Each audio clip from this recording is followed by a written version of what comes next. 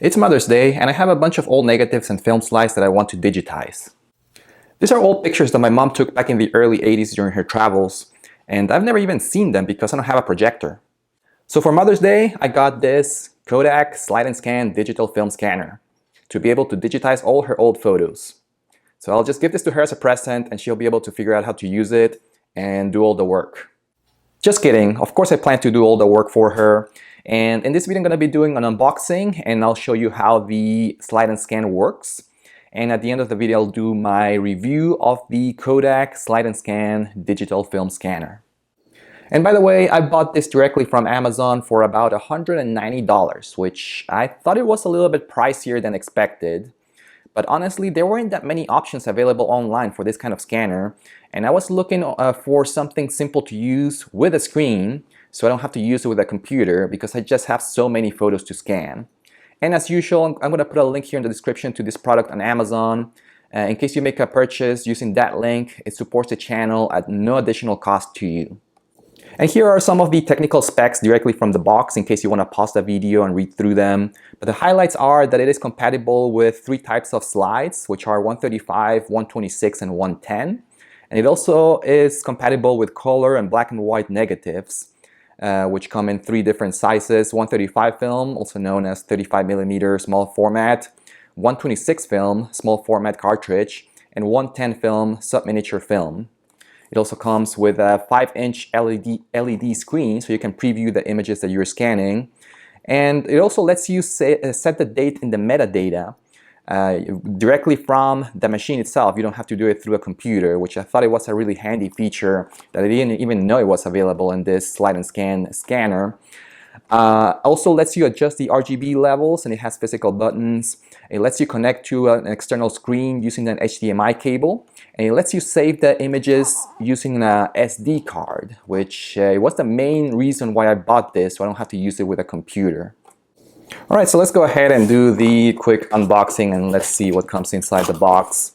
And this comes with a very large instruction manual, but it looks like it's in different languages. And you get the scanner itself. We'll take a look at that later.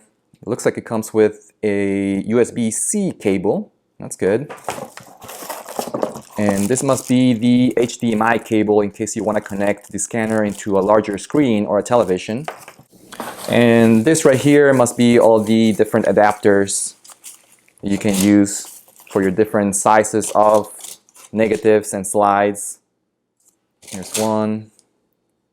It looks like it comes with 4 of them. 3 of them must be for the slides and 1 of them for the negatives. And here is the scanner itself. Let's go ahead and open this guy.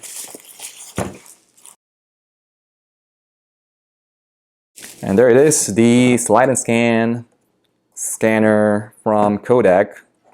It's a pretty large 5-inch screen. Let's go ahead and peel this off. And here it is. First impressions is that this is all made out of plastic, but it doesn't feel cheap. And yeah, it has the classic yellow design here in the frame of the scanner to make it look like a original Kodak product. Here are all the physical buttons here in the top. And here's where you would insert your slides or your negatives. And here is the back of the slide and scan scanner. And this is where you would put in your SD card. And by the way, an SD card is not included. You have to buy it yourself. So I'm going to be using this one that I had from before. It's a 32GB SDHC card. And by the way, the cards that are compatible with this scanner are going to be 32GB or smaller. And they can only be SD or SDHC cards. So this one should work just fine. And here's where you will plug in your HDMI cable if you want to connect it to an external monitor. And this is where you would plug in your power adapter using the USB-C cable. And the cable is going to be a USB-C to USB-A. So I guess that I'm going to have to be using a computer anyways to power the device at least, because it doesn't come with a power adapter, so you can plug in this USB-A to a wall. You're just going to have to plug it into a computer. Alright, so let's start off the big film digitizing project of 2026. First of all, I'm going to plug in or insert my SD card into the SD card slot. And to power the scanner, I'm going to be using my brand new MacBook Neo from Apple. And I'm going to plug in the USB-C port here in the scanner, and the other end, the USB-A. I'm going to have to use an adapter because the MacBook Neo doesn't have a USB-A port. So, by the way, I'm going to put in a link in the description to this adapter in case you want to buy one of these ones. They're great. They let you use one USB-A and a micro SD card as well as a regular size SD card and connect it into USB-C connection to your computer. So I'll use the USB-A connection right here, and the USB-C is going to go into the MacBook Neo just for the power. I'm not going to be transferring the files or the photos from my computer or from the scanner to the computer. All right, so let's go ahead and turn on the scanner, and the LED screen should turn on. There you go. And by the way, the LED is not touchscreen, so you're going to have to select all your selections using the menu physical buttons right here in the top of the scanner, which I like. Physical buttons are good. You get a home screen button to go home. You get the return button or trash can to delete the pictures that you don't want. You get a playback button or selection button. You get a left and right dial buttons that are also used to change the brightness of the pictures or the RGB, essentially the white balance of your photos. So it's very handy that you can actually adjust the brightness and RGB using the device itself, not the computer. And here at the bottom you get this large OK button and scan button. When you're ready to scan your pictures, you just press this button. Alright, when you turn on the device, you get a very simple menu, just 4 options right here in the home screen. When you're ready to scan, you can select the film type. And then you can also upload the pictures using the USB cable into your computer and the gallery to see the pictures that you have already scanned. And lastly, you get the selection to change the date and time, which honestly I didn't even know there was an option in this scanner to actually put in the date and time metadata directly into the pictures that you scan, which I thought it was a really handy feature. So let's take a look at that. Let's go ahead and change the time and the date to the current date. Alright, so that was pretty easy to do. You just use the selections here, left and right, to change the date and time, or the number in the date and time. And to confirm or go to the next selection, you just press this button right here, the playback button. And when you're done, just press OK. And now let's go ahead and try scanning. Alright, to scan your negatives and your slides, you're going to have to use one of the 4 provided adapters. So these 3 ones right here are for negatives or for film. And they come labeled right here. So this one is for 126 film, this one's for 110, and this one is going to be for your 135 film or 35 millimeter standard film, which I'll be using later in the video. But first I want to start with the slides, and this is the adapter that you use for your slides. So you just open it here, and it's also labeled 50 by 50 millimeter slide. So in this case, you're going to be loading your slides over here and closing the door of the adapter like this.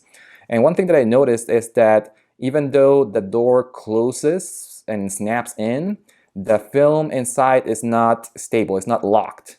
So you're gonna have to be a little bit careful to make sure that the image right there is centered. And there's only a single adapter for all different kinds of slide sizes. And the adapter right here is labeled, so you know which side right here goes into the scanner. So this is the side that will go into the scanner, which will go into the right side of the scanners, which is also labeled right here. So what we'll do is, again, make sure that it's centered, and we'll put in the adapter like that, all the way in. And now what we'll do is we'll go into the selection screen right here, select film type, do OK. In this case, I'm going to be using the 50 millimeter slide, so do OK. And I'm using 35 or 135 millimeter film, so I'm going to be doing OK there. And there it is. There's the picture. And there's my mom right there in front of Ponte Vecchio in Italy, I guess. I'm not really sure. But I'm very surprised right now how great the LED screen looks. This looks really good. I think it's going to work well. And one thing that I noticed when I was testing this out is that even though the screen is really great, I feel like the scan size is a little bit shorter than the film itself, because I don't know if you'll be able to see it there, But here in the left side of the screen, you can see 3 people right there in the background. But if I move the slide a little bit to the right, you can see that there's one more person that is not gonna get scanned. So there's a couple there and another couple right there. And if I push it all the way in, you only see 3 people there. And which I guess it's okay as long as the main side of the picture is good. And you can always adjust it. You can either take out the film and move it to the right, or you can move it a little bit to the right here so you can see everything. But in this case, I'm gonna leave it just like that. Before scanning the image, you can actually make a few adjustments. First of all, you can change the resolution of the image. Right now it's set up to the default of 22 megabytes, which is the highest resolution. And you can change that using the first button right here. You can change it to a smaller image size of 14, but in this case I'm going to change it to the maximum, which is 22 M. And then you can also change the brightness and the RGB levels, or the white balance of the image. So first, let's start with the brightness. You can press the brightness button right here, and you can use the right and left selection to change the brightness. You can make it brighter by going to the right. I know that this is a high contrast image, so I'm going to make it a little bit brighter, and then later I'm going to see if I can change the shades or the shadows a little bit in Photoshop. But for now, I'm going to increase the brightness a couple of points here to this level. I think that looks okay, and then you select OK. And you can see that the icon here selecting or showing the brightness change from 0 to 1. And then you can also change the RGB, which are the colors or the white balance of the image, using this RGB button.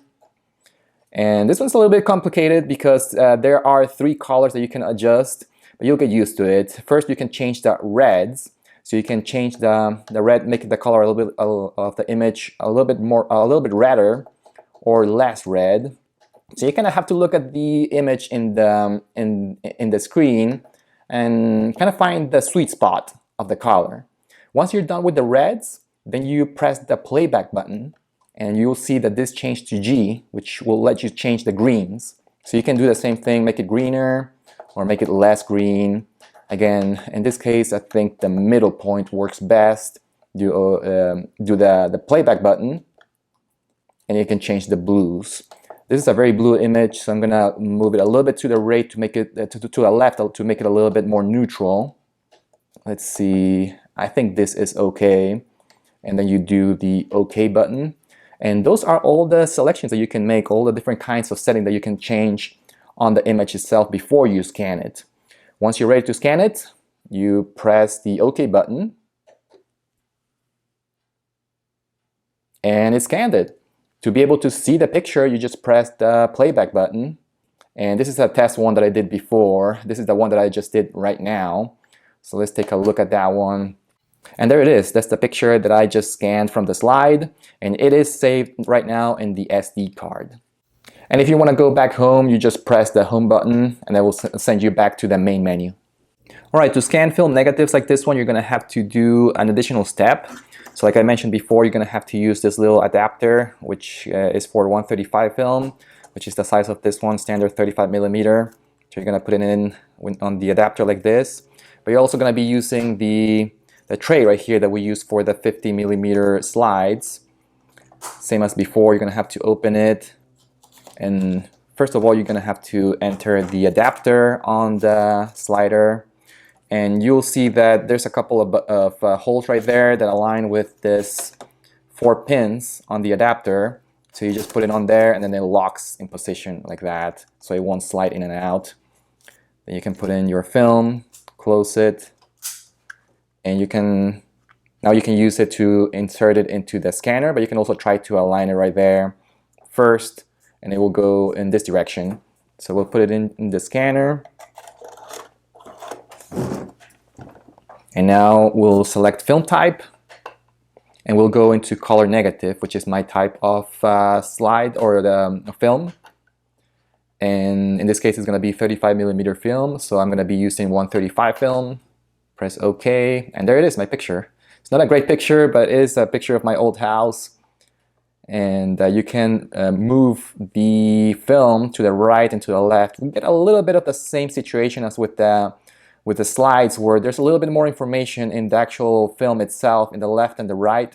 but it is not as bad compared to the slides.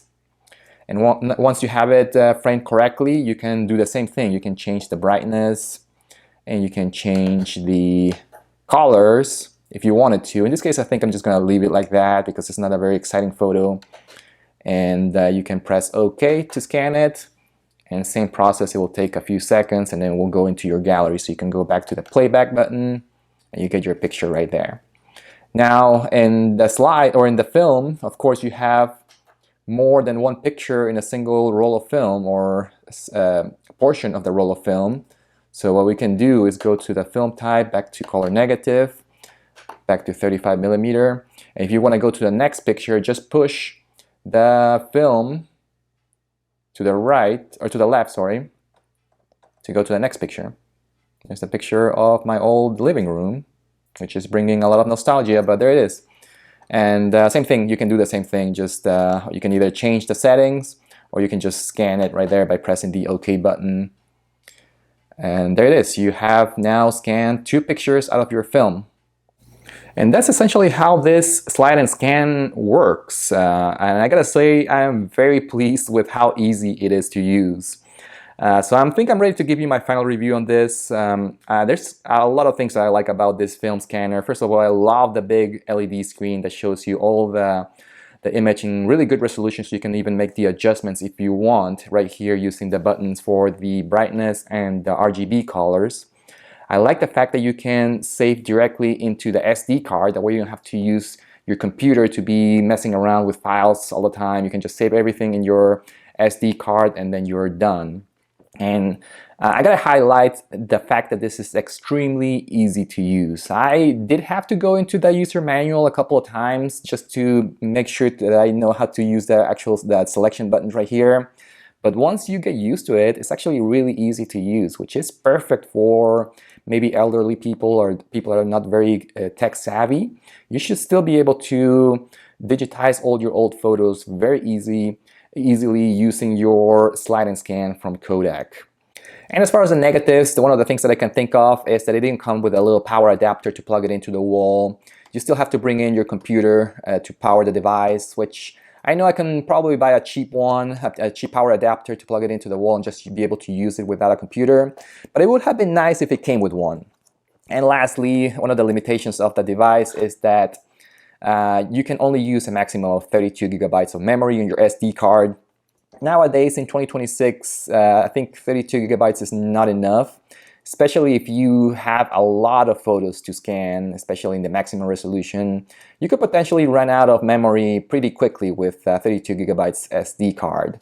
But anyways, that's not a huge deal. You can still plug it into the computer and transfer the pictures often. That way you make sure that you don't lose your pictures. But anyways, my review of the Kodak Slide and Scan digital film scanner is very positive. I highly recommend this product in case you have a lot of pictures to scan, a lot of photos either on slide or on negative pictures, or even if you're an analog photographer and you just want to go ahead and scan some of your pictures yourself, go ahead and pick one of these ones. As usual, I'll put a link here in the description in case you want to pick one up. Thank you for watching and see you next time. Bye-bye.